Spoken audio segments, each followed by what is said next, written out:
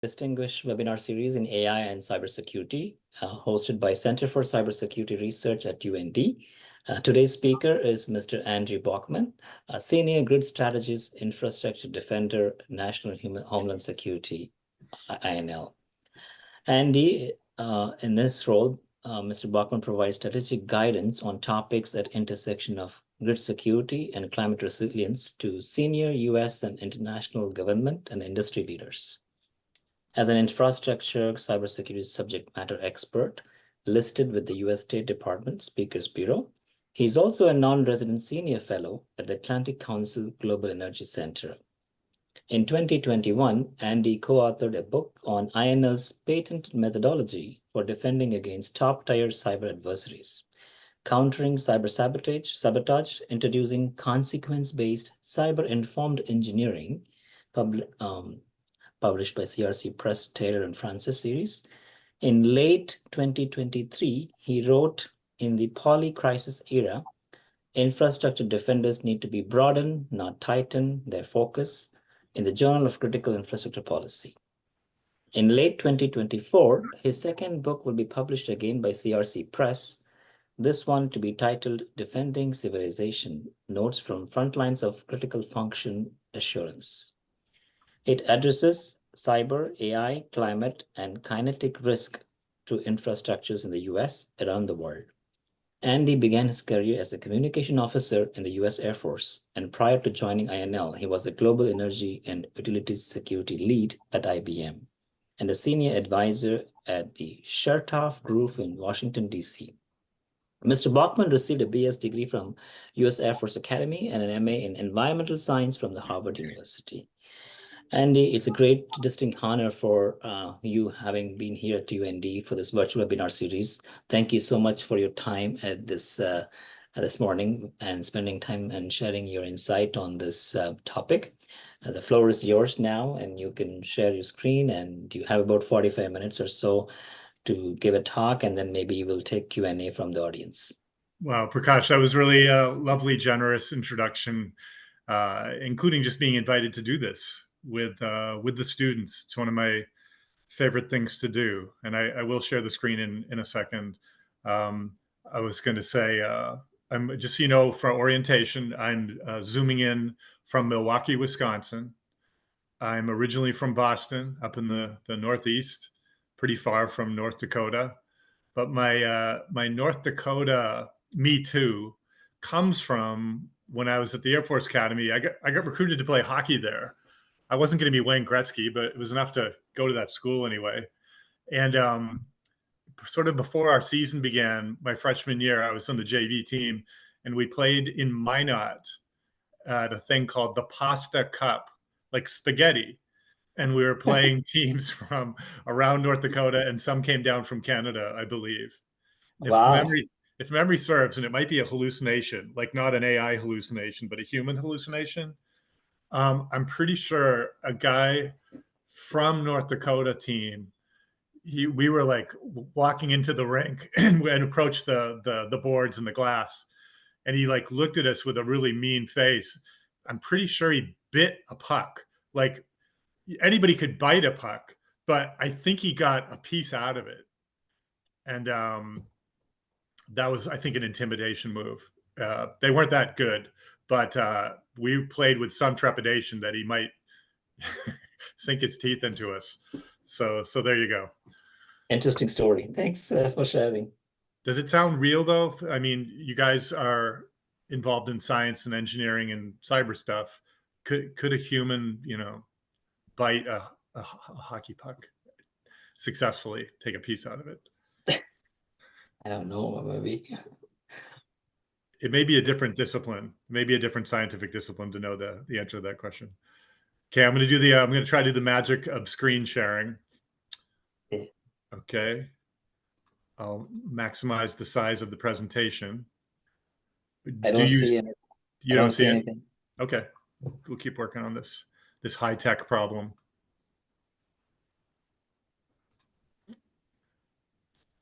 Yeah, I think not in the full screen more. Could you? Right, we'll get there. We're getting to the full screen mode in 1 second. How are the students out there? Can anybody who's brave, can you say how you doing? Students, are you listening?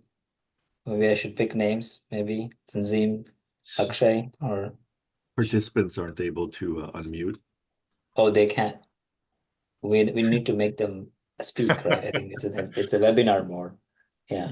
Yeah, I want them to be able to chime in with a comment or a question as we go along. I think they're just putting on the chat, I guess, so. We have one post in the chat. We're doing great. Another says good. Oh, good. You've got the chat going. I won't see the chat, I guess. But if something emerges there, please, anybody, let's make it interactive. It's only fun if it's interactive. And this thing could get pretty interactive. Okay. Yeah. Another person says, where in Mass are you from? I'm from Lynn, Massachusetts. Okay, great. South of that, I lived in several different suburbs, writing in Lexington, and spent my last few years before I moved to Milwaukee. 5 years ago, I lived in Brookline, pretty much downtown, close to Harvard, MIT, and all that jazz, Fenway Park. No Lynn pretty well, though. It's good. Good music there. Can you guys see the screen? Yes, we can. All right.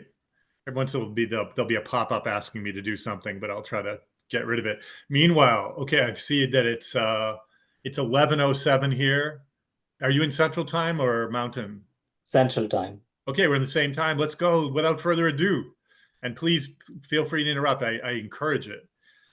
I'm a cyber guy, and but I've recently come to climate 6-7 years ago, climate impacts to infrastructure, and more recently with the arrival of 3.5 and 4 of GPT, ChatGPT, and how quickly it's moving. It's AI is on the brain too, and it's in the book I'm writing that you mentioned, Prakash. So this is the title, right? It's the two extremes of opinion, and there is some cyber in this presentation too, since that is your course and it is part of this talk. What's it going to be for you futurists out there? Is it going to be this is the end of us because AI will ultimately not be aligned and will have its own self-interest in mind, and those will diverge from ours? And given enough time and competency, it may be our end. And then, or should we just not worry about it and just throw billions at it, not worry about regulation, and let it go, and we will all benefit from it as it advances? These are interesting questions. That's my background. You already heard about it. So this is what I'm going to do. I've set this up like a boxing match. I've got two of the folks that are pretty much the poster children, the folks that are the spokesperson sort of for those two extreme positions. And this is all in the spirit of a thought experiment, by the way. Please take this playfully and not like a lecture from a sober academic. So you have Guillaume Verdon. Both are brilliant, of course, which is part of the problem. If they're both brilliant, he and Eliezer, then how can they both see things so differently? They have the right backgrounds. They've been deep in machine learning and neural networks and all kinds of related technologies for decades in their lives. And yet what they see coming is so different, and what they then advocate for is so different. So Guillaume is an accelerationist, and Eliezer is associated with saying things like, we're done, don't defer happiness. And he's not alone, as I'm showing you down there. Mo Gaudet, who was in the right time at the right place to see these things starting to break loose in Google, and Ray Kurzweil, who's forecast many things with accuracy, such as the first year a computer would beat a human, in this case, Garry Kasparov in chess, and a number of other things. And he's been revising his prediction about when AGI would come, artificial general intelligence. I think he had it up around 2049. And then with the arrival in the last year and a half or so of highly competent LLMs, he's nudged it forward. He's really ripped it forward to just 5 or so years from now. And what happens when when an AI is every bit as smart as the smartest human in every category, how long does it take for it to then speed ahead and be way smarter and have IQ that we can't even imagine? How do we live with something as I forget if it's one of these guys or a British philosopher, Nick Bostrom, says, we've never shared the earth with something that was way smarter than us. What do we do? How do we know how to interact with something that's way smarter than for us? And the last point on this slide, and I got to make sure I don't talk too long on any one slide, is that as they go back and forth, these arguments in places like Congress and in Europe and elsewhere, they're like, oh, we need guardrails, we need to do safety. Well, we're not doing that at all. We're doing more what Guillaume is recommending than what Eliezer is cautioning us about. Before you were born, I'm saying that with some confidence, maybe not everybody on the line, but there was this movie called 2001 Space Odyssey. And this was a representation of an AI out in space. And it had a mission. And we give AIs missions too, like help humans with better information to make better decisions. In this case, its mission was diverging from what the human astronauts wanted. And when that little ship on the right wanted to get back on board, open the pod bay doors, please, Hal. That's Hal. He said, sorry, Dave, I can't do that because he has a mission to do. In that case, his interest is unaligned with the humans. Is a potentially cautionary tale told how many years ago? Almost 60 years ago. That is pretty amazing. Stanley Kubrick is the director. I don't know if any of you have seen this movie. It is 10 or 11 years old. That's Joaquin Phoenix, and the voice of Scarlett Johansson is in his ear on the left and in his pocket in his phone on the right. And one of the first things when he signs up for this special service to have a companion online, one of the first things the screen says when he's putting in his money is, click here to give access to all of your emails and all your social media forever. And we're very used to saying we're clicking on things so we can get to the next thing.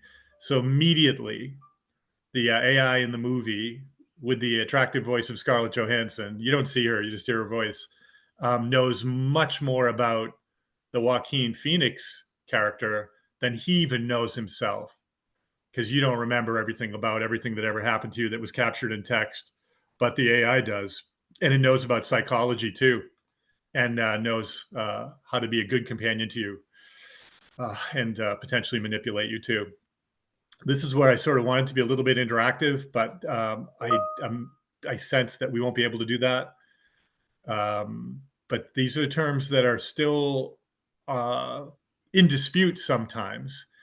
And the closer you get to the real subject matter experts, the harder it is to understand what they're saying.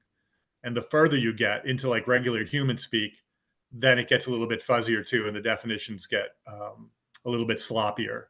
But let's just say for this presentation that Gen AI is generative AI, and that we're seeing it in the large language models, the chatbots, and even with Sora, we're seeing it in text to video, we're seeing it in text to music, and it's just going to keep going faster and faster and faster. Alignment and human values. What is a human value? Do you like the way humans are behaving these days towards each other, towards other species, towards the planet? Are those the things that we want the AI to exhibit? And terms, slide 2, safety and guardrails. What does that look like? And are we spending much time or money on those things? Should we have been working on those a long time ago? The answer is no, we're not spending much time or money on them. And yes, if we were going to do it, we should have started a long time ago. You see there artificial general and artificial superintelligence, sometimes called alien intelligence because it's so different than what we know. FOOM is rapid takeoff of a superior intelligence. Some people are saying and hoping it's very gradual and gives us time to adjust. Other people like Eliezer are conjecturing that when it happens, it's going to be sudden and shocking, and we'll be like going, what just happened?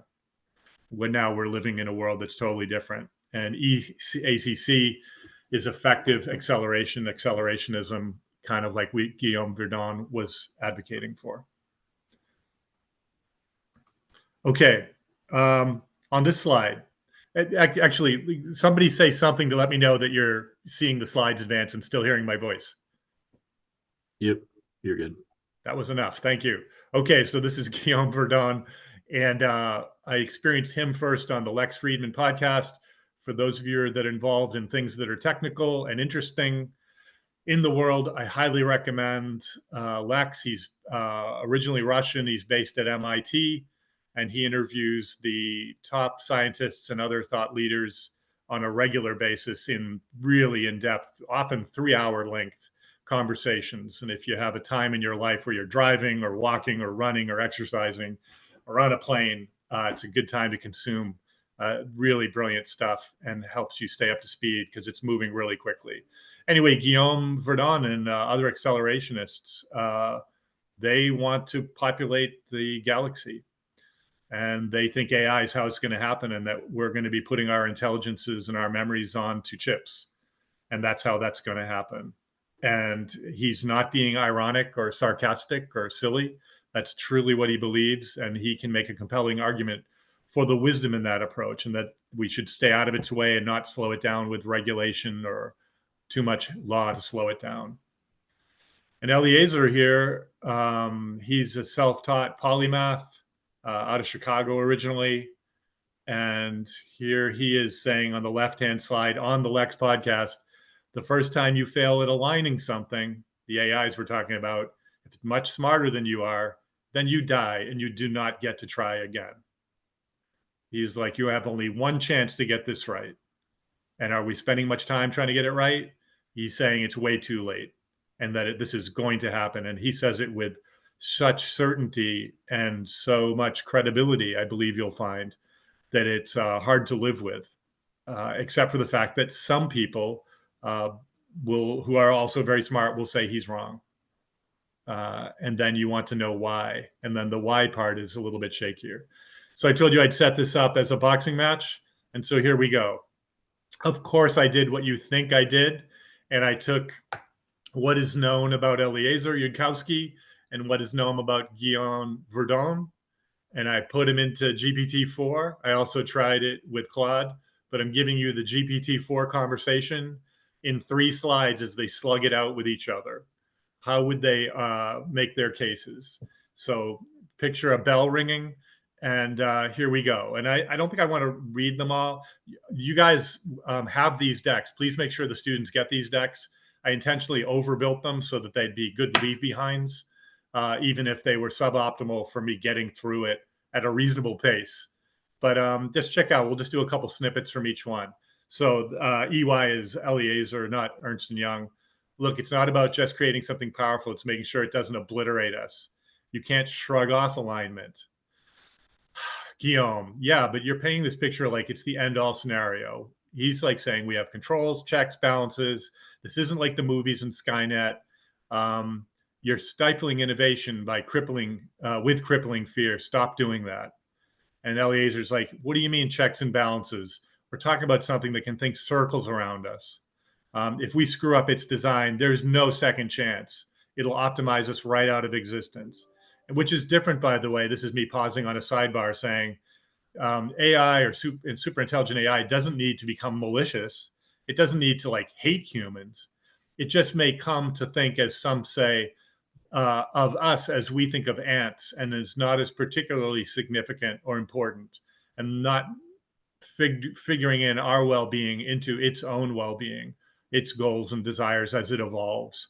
And so it might not be malicious, even as it renders the world one that we are not suited for us. So that's Eliezer. And again, Guillaume will always harp on him for being bleak and simplistic, and saying that we have more power than you think we do, because we can guide and adjust and evolve the systems. We can always work it out.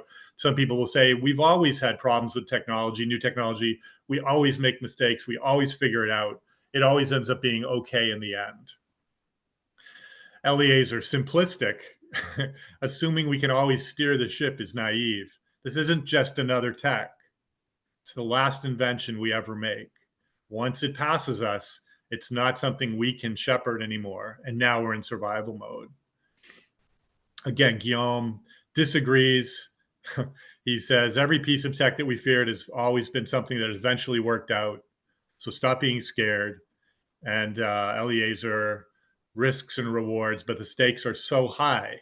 You can't just treat this the way you did other technologies. Oops, and then we'll come back from it. Guillaume, we'll adapt, we'll overcome. We've always done that before. And then the last round is, it's not about cowering, stop, attacking me emotionally. It's about being prepared, erring on the side of caution. If you knew there was a small but significant chance bad things could happen, like his example, wouldn't you want to fix it first? And Guillaume's like, yeah, but if fixing it meant taking away all the goodness, then would that be worth it? No, we need to go for it. We need to live. And then, of course, their closing remarks in this thing is difference between living dangerously and being on the edge of extinction.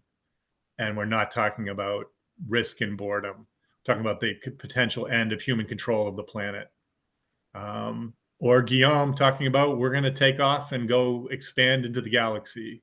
So take it easy, you pessimistic person. There was more. I decided to keep it brief.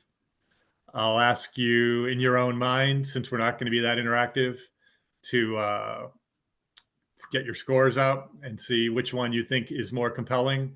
If you were in a debate club and you were forced to advocate for one position or the other, P-doom or accelerationism, which one do you think would be easier to defend based on logic and the scientific method? Because both have a lot of uncertainty in them, and it's moving really quickly, and we don't know what is going to happen. Something to think about. Okay, what is the name of your course in which you've kindly or foolishly invited me to intrude into for an hour? What is the name of this class? This is a weekly webinar. It's not part of a course. All right, give me more structure. It's a webinar that is on what topics? Artificial intelligence and cybersecurity. Okay, I think that's right. You may have told me that. And what kind of people would attend such a webinar? Mostly graduate students and faculty. Okay. And from the comp sci department, is there a cybersecurity department or specialty within cyber? Within the School of Electrical Engineering and Computer Science, we have masters and bachelors in cybersecurity, and we're getting cybersecurity engineering. Okay, good. Okay, I understand. I'm in Milwaukee. I'm close to Marquette, and they're similar in the way they bucket these topics. I was going to say, here's an anecdote from the field. One of the biggest cybersecurity conferences of the year is held in Vegas, CyberCom, and a friend of mine was at it in 2023, and she said AI was a really big topic. And I said, was there anybody who worked on AI at the conference? And she said, no. Everybody was a cybersecurity professional or somewhat proximate to that. And they were talking about AI and what it might mean. And at my lab and at other national labs and associate academic institutions, I'm really trying to get the AI people more in on the conversation so that it's not just cyber people feeling their way around it. We get some people that understand what it's like on the inside, even though the real insiders say we don't know what's happening exactly inside the large language models. They are still much closer to the technology than people that have grown up with firewalls and intrusion detection systems and incident response, for example, OT or IT cyber. Okay, worlds colliding. I did this at a conference in Minneapolis late last year, and it's back to terminology a little bit.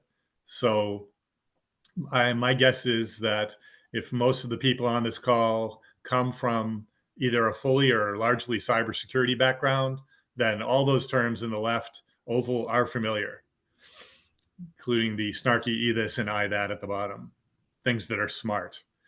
And on the right-hand side, we have all the terms that are coming up through popular press. And if you go in deeper, in academic papers and the Lex Friedman podcast, for example, you get the world of AI. And what do you get when those two things crash into each other like a Reese's peanut butter cup? You get a slide that's hard to read, at least if it was at a distance, and it's too much to talk to. But suffice it to say, I would recommend, if you haven't happened upon it already, this is put up in October by Jason Healy, who's been in academia, been in government. He's at Columbia now University.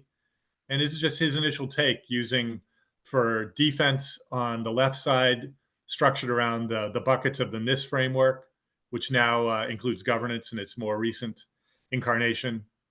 What kind of things you might see, way AI can boost defenders. And then on the right-hand side, he said, NIST framework doesn't really work that well for offense. I'm going to use the cyber kill chain. And so those are the buckets that he put those different capability boosters in. And you get to decide, as somebody who knows this space and also knows what it's like before the arrival of generative AI, whether you felt that offense or defense had the upper hand in the tit for tat that goes back and forth all the time. I'm in the Idaho National Lab, which skews me way towards operational technology, the types of systems that are in the electric grid, that are in the oil and natural gas industry, that are in transportation and water treatment, wastewater treatment plants, PLCs, energy management systems, HMIs, etc. And so we're always thinking that way. And another point about my colleagues at the Idaho National Lab is that many of them come from non-defensive cyber operations backgrounds. We're not supposed to say offensive, so I protect myself by saying non-defensive. And that just means that in their previous careers, they knew what it looked like, what it felt like to look in from the outside at a potential adversary, even a supposedly well-defended adversary, and see just how very porous their defenses were, how many seams there were to exploit, and how for a fistful of dollars or whatever the currency was, you could get a USB stick stuck into almost anything that you wanted and immediately have access. My colleagues always assume access. There's no question of keeping people out.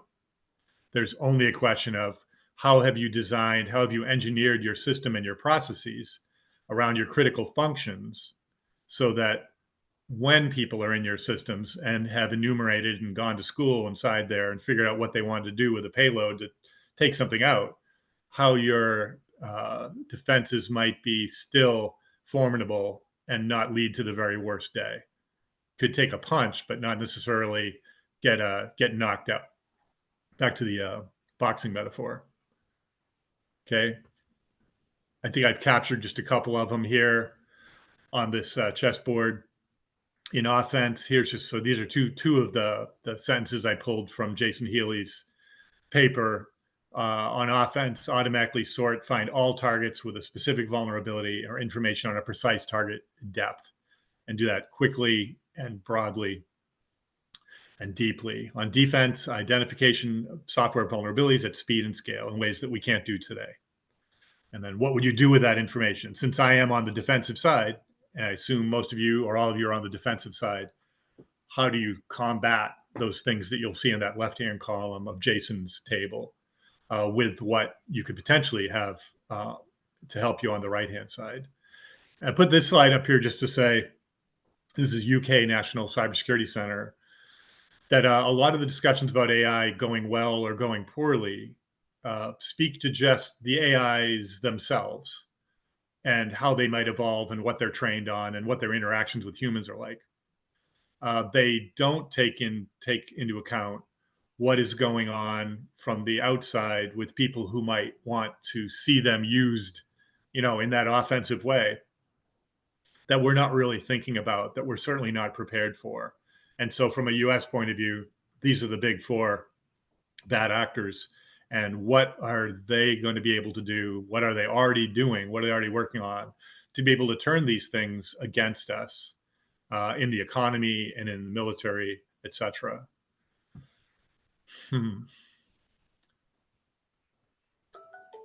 Okay, I had something there. I lost it, but I think I'll get it back in a second. Oh, I know what the point was. It's just that I don't know if you've noticed this.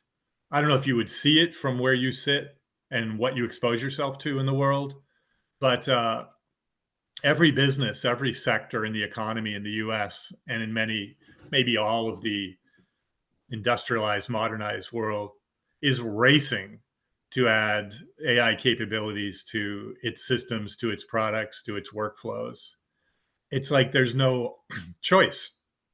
It's like they're doing the thing where we had mainframes and then minis and local area networks and PCs on desks and then laptops and then the internet over the course of several decades.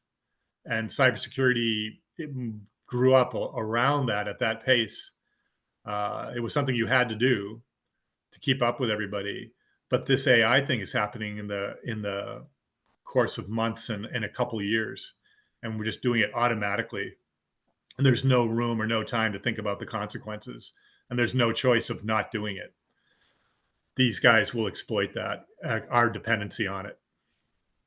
When speaking to executives, I'll throw a handful of questions at them from the governance point of view for their organization, no matter whether it's a government thing or a commercial thing. How do you think AI will change your conceptions of cybersecurity? Are you thinking about it at all? Sometimes these questions are just to get the thinking going.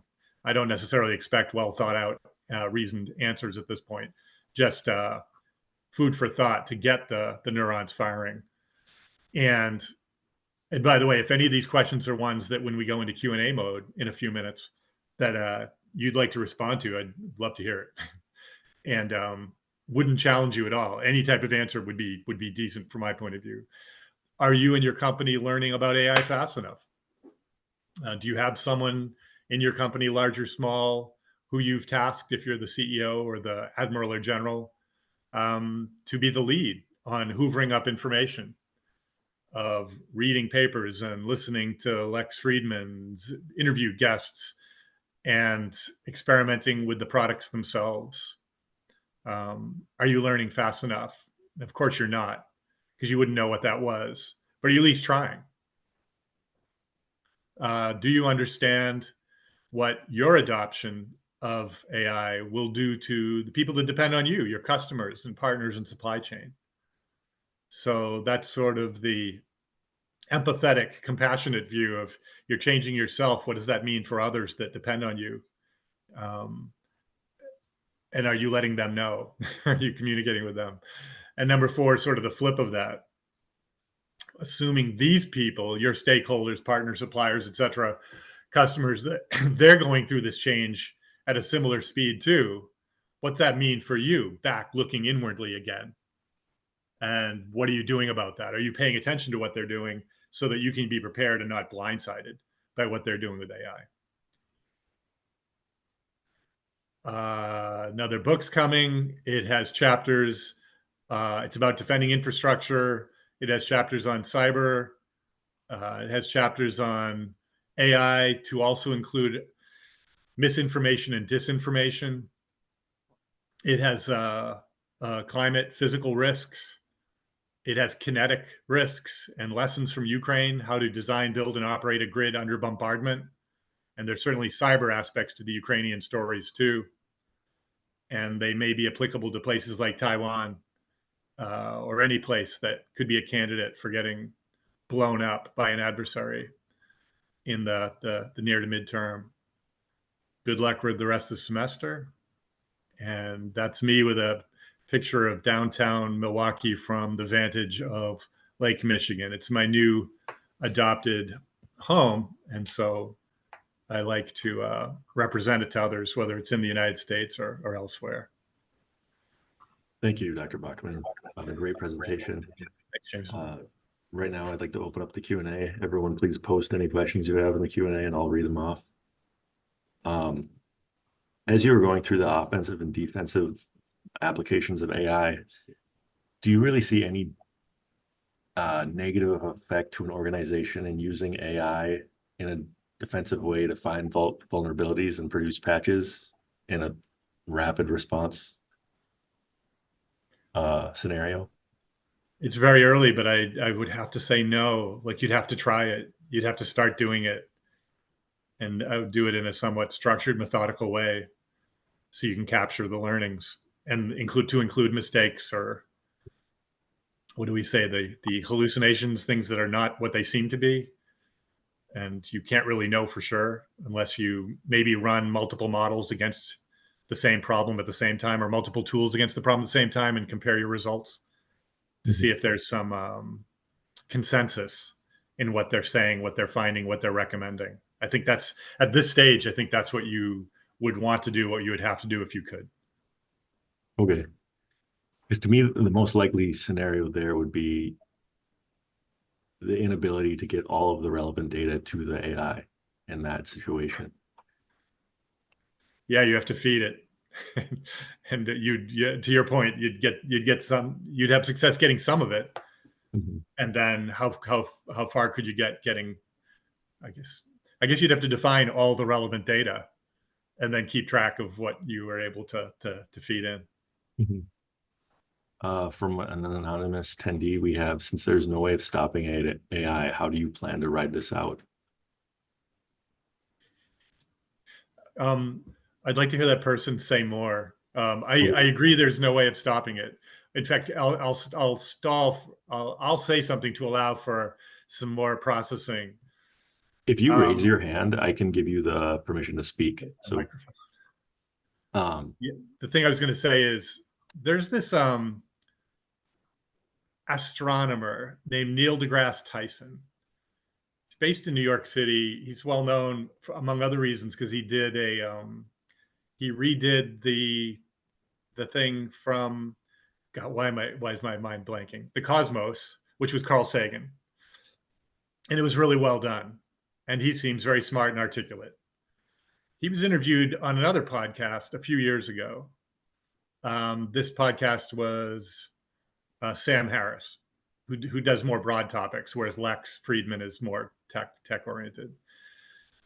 They were doing a bunch of topics, and towards the end, they hit on AI. And this is before the arrival of GPT 3 and 4 and all the attention paid to it. Sam asked Neil, what do we do if AI goes bad? What do we go if it gets hostile? And Tyson, who really is a thoughtful scientist communicating person, normally has a fairly cogent response to anything that he's thought through. He had like a weird emotional response. He did this strange, like, barking laugh, like, ha, which is not normal for him. And he said, "We'll just shoot it." And that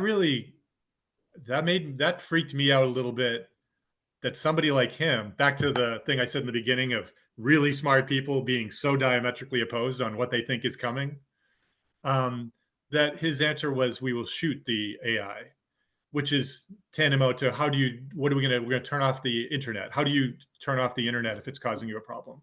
It's so deeply infused in our lives. It runs so much depends on it. It's not an option to, quote, turn it off. And if you wanted to turn it off, where would you start? How do you begin? Maybe that'd be a fun project for a grad student or a thesis paper. Your job is to turn off the internet. Go. Maybe hit the undersea cables and other stuff that's tough. Satellites too. How do you turn off AI when it lives in the cloud, when it lives in data centers, when it can be broadly dispersed in exascale and tier 1 data centers? How are you going to shoot it? How are you going to stop it? So, and can you repeat the question? What should we do to ride through it? I think was the question. Jameson, unmute Jameson. Since there's no way of stopping AI, how do you plan to ride this out? The only thing I can think of to say to that is I'm paying attention. I'm paying attention. I want to be I want to have as much knowledge of what's coming as quickly as soon as I can, and not be asleep, even though that could drive you a little crazy. A really good approach psychologically might be to go into the woods and be a prepper and hang out there and not be exposed to all this information. That could be psychologically recommended by others, but I'm taking the other approach of high information. I want to have an understanding of what's going on. Even then, though, with satellites, can you get away? Thank you very much. Our next question is from Dr. Oku. Dr. Oku, I'm giving you permission to talk if you want to ask it yourself. All right. Up. We're still working on these Zoom technology things. Well, I'll ask it, and if he wants to chime in, he can. Thanks for the great presentation. I would like to ask about LLMs and their integration with robotic systems. Do you think there should be some regulations to prevent from the possible disadvantage in terms of AGI and ASI scenarios? Thank you for your question, Dr. Itku. And I think there should be regulation. This is me like playing a role, okay? Yes, I'm an infrastructure defender. I like civilization. I want us to figure out how to keep things going long enough to be able to how to stabilize climate, for example, and then bring things back into a better state so that ourselves and our kids and our grandkids and other species can survive and thrive. I want to slow it down. But I'd say of those two positions that I put in the boxing ring earlier, I'm more moved or convinced by Eliezer Yudkowsky. And I would say, yes, we should do what you recommend. I don't know if you saw that Boston Dynamics robot video of the last couple days. I didn't. Oh, please look for that, like immediately.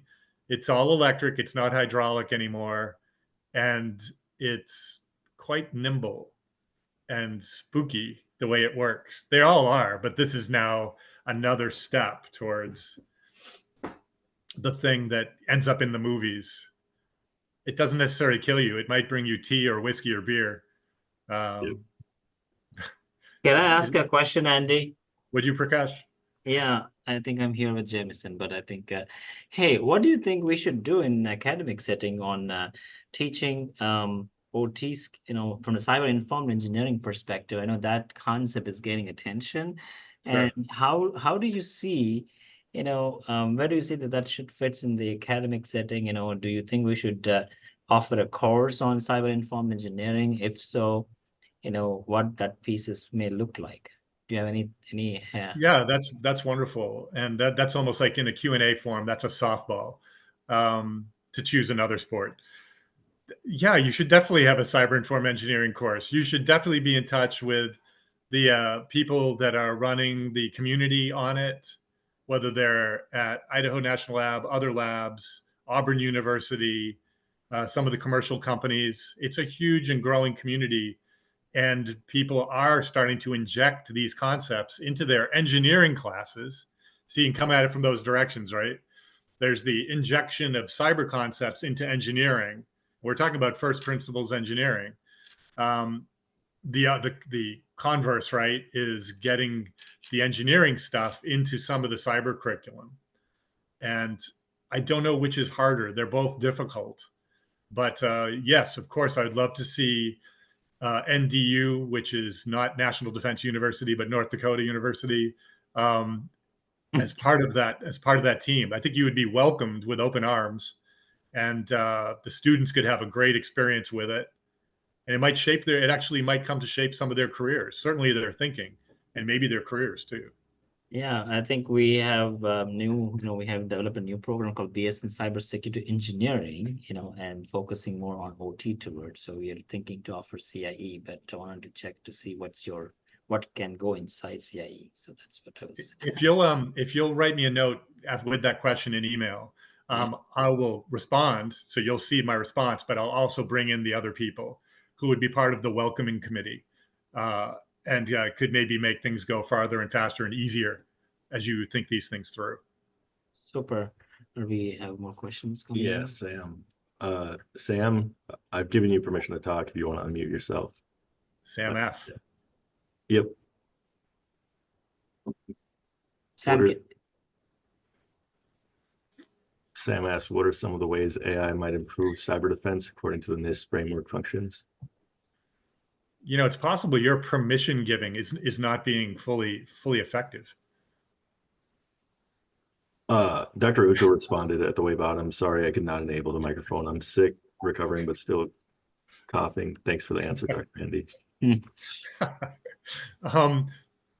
if we could go back to that slide, let's not do that. But if we could go back to that slide, that's all the ways that Healy, who is more expert on these things than I am, will say things could be improved. I think the part that I pulled out had to do with a fuller, more exhaustive knowledge of the vulnerabilities in the systems that you care about. You should be able to get an encyclopedic list of things that are known and maybe some things that are not fully known yet from an AI boosted tool. And then, maybe we're populating SIM systems with this, security incident event management tools, maybe IPSs and IDSs. But it's the speed of the offense on the other side that is the problem. So start digging in on it and see what is possible. I think it can tell us more about what our weaknesses are. I wonder if it can also be used as sort of as a blocker, if we'll be able to identify attacks faster and jump on them and block them, closing ports and the other methods that we use than we otherwise might have. I think the speed of attack and defense is going to really accelerate. And you know what people will say, it'll be so fast that we'll need to rely on the AI to do it because the people won't be fast enough. The people's job will be to monitor and supervise, but we may not fully understand what's going on. Are there other questions? Yeah, another anonymous attendee asked, do you feel AI will be our doom and that it is morally compromising to use it? I like it. By the way, I don't like doom. Morally compromising, potentially, yes. Yeah, sure. There's a huge AI ethics. Disciplines are being stood up. And you might do well to tune into those. Again, I don't know if this is true in your world. And it's maybe mine more so now because I go to the gym every morning. That's my program, is go every morning because I'm writing a book and I'll go insane if I don't do some exercise to begin the day. But the speed at which I'm pulling things in, and I'm not a super smart person, I'm a generalist. By listening to these guys that are at the forefront of the research in the AI companies, makes me feel like I am keeping up with it to the best that my limited brain can. I think you have to make some type of peace with yourself about using it. Come to some sort of accommodation, because you're alive in the year 2024. If this was a different time earlier, you wouldn't have to worry about this. If this is 10 years or 20 years later, you might not have to worry about it either. But we're at this weird point. Look up Mo Gaudet. His name is M-O. I put him in the slides. Gaudet is Gawdat. He's one of the guys that quit Google when he thought it was going too fast. Kind of like Geoffrey Hinton, one of the godfathers. And one thing Mo Gaudet says is, and this is an interview he did last year, not with Lex, I don't think, was I would wait 2 years before having a baby. Why don't you just wait? And it's almost like, and he's a very human person. He really comes through as not an aloof, abstract, science-minded nerd person, but really human deep down. And he's like, I think we'll have a sense maybe within a year or two of which way this is going to play out.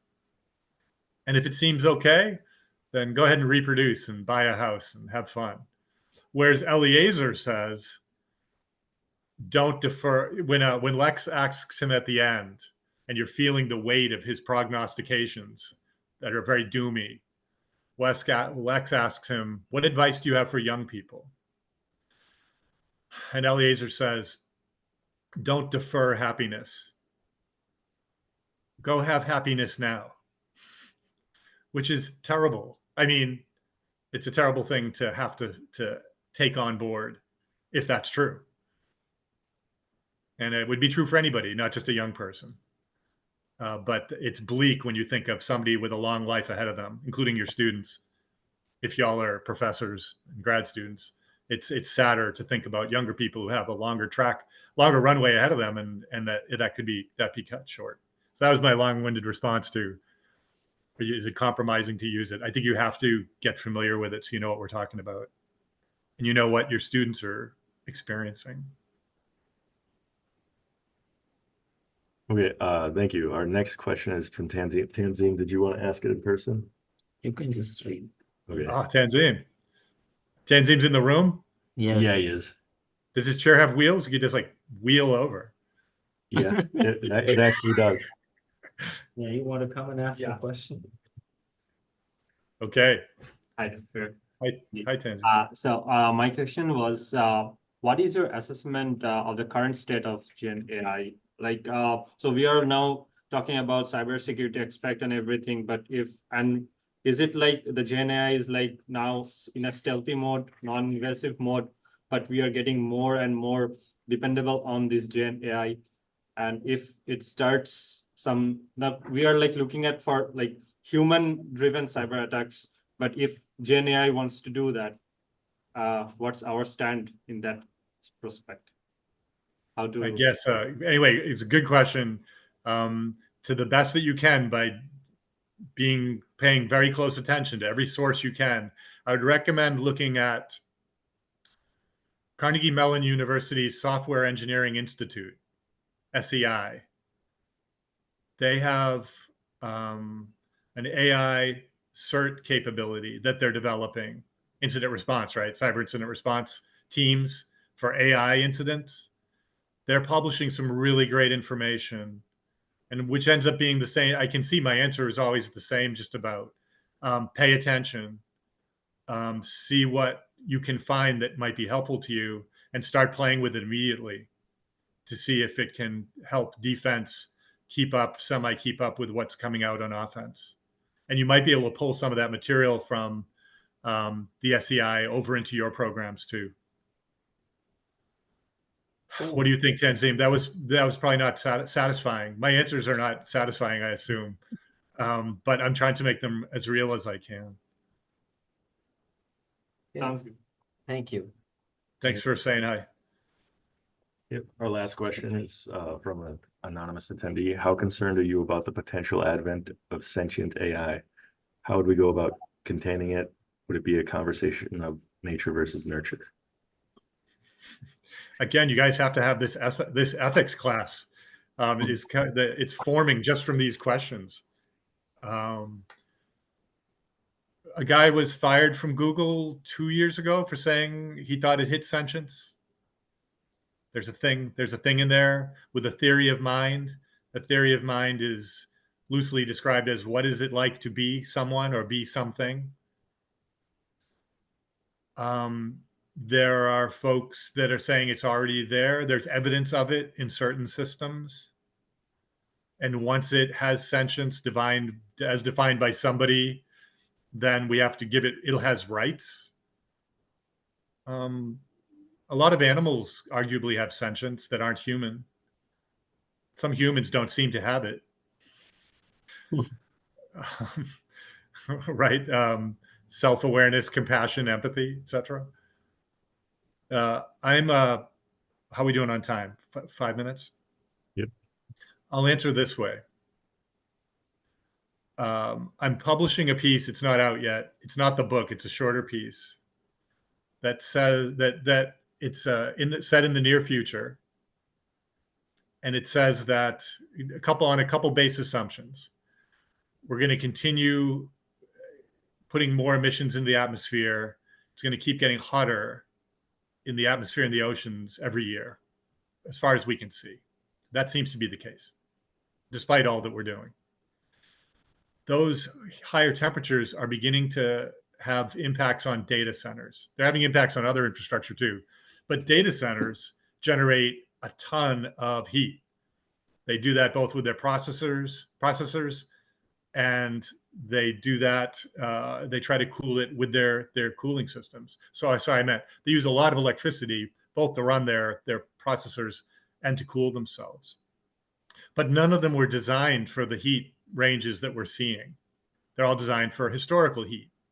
And that means, and it's already started to happen, that they're starting to have to shut down or throttle their performance.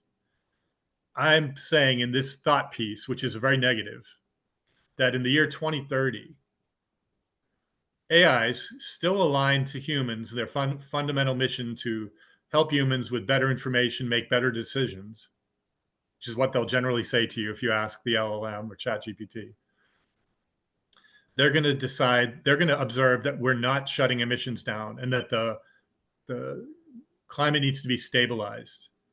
And they're going to use offensive cyber techniques, back to the back and forth we've had on offense and defense and AI. They're going to be really good. They already are. They're going to be really good on offense, and they're going to be really good on targeting. And they will start to shut down coal and gas plants around the world.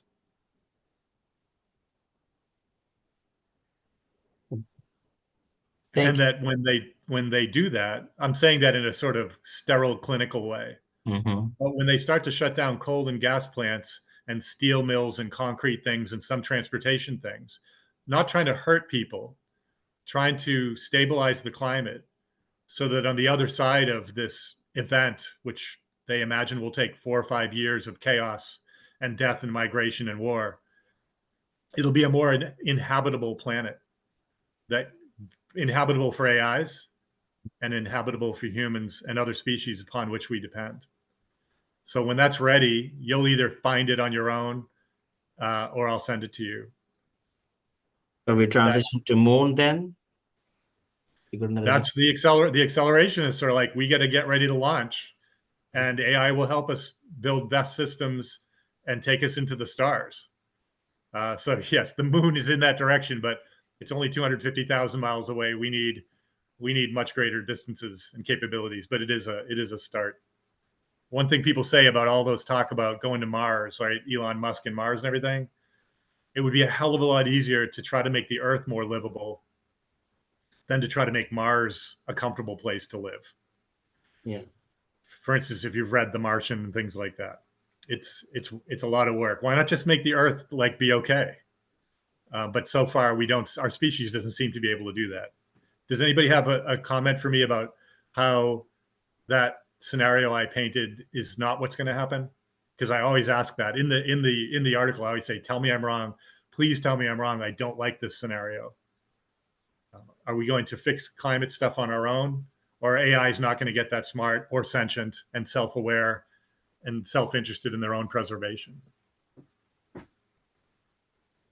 Yeah, that's an interesting question. I think humans are the ones who are behind these AI. So I think, yes, we still rely on AI, but I don't know. I think to what extent we're going to leverage AI for solving our own problems, the mess that we create in this earth, and I think we should all accountable and responsible to handle the problems that we create and try to see we can create a sustainable environment for everyone to cherish. That's an excellent answer, and I agree. And I wish that is what happens. Yeah. Come on, then let's go, humans. Thanks for your time and attention and comments and questions. It was really nice for me to put the deck together this way and to hear the way you're thinking. I really crave that interaction. And if you have more to say or ask, the email's at the back. Please make sure that everybody gets to see the deck. Yeah, we will post this on our YouTube channel. We'll send you the recording. Also, we'll send you a nice plaque from UND sharing, and contribution of your time. And you'll get a nice letter from our dean as well. So thank you so much for your spending this morning. I will be in touch with you via email. I think I need to pull up your brain on something on CIE and see how you can help us, and further. But I know Craig Rieger from INM has been very supportive for our center, and I think likewise you, I'm assuming that you would also help us in a way that we move forward. Absolutely. Thanks, Prakash. Thanks, Jameson. Thanks for everybody that was tuned in. Yeah. Have as I say, good luck with the rest of the semester. It's April. Yeah. Home stretch. And I hope our paths may cross again. Yeah. Thank you. Take care. And come to Minot, come to Grand Forks. Come back for the pasta cup. Yes. Put my skates back on. Yes. See you guys. Yeah, Take care. Thank you.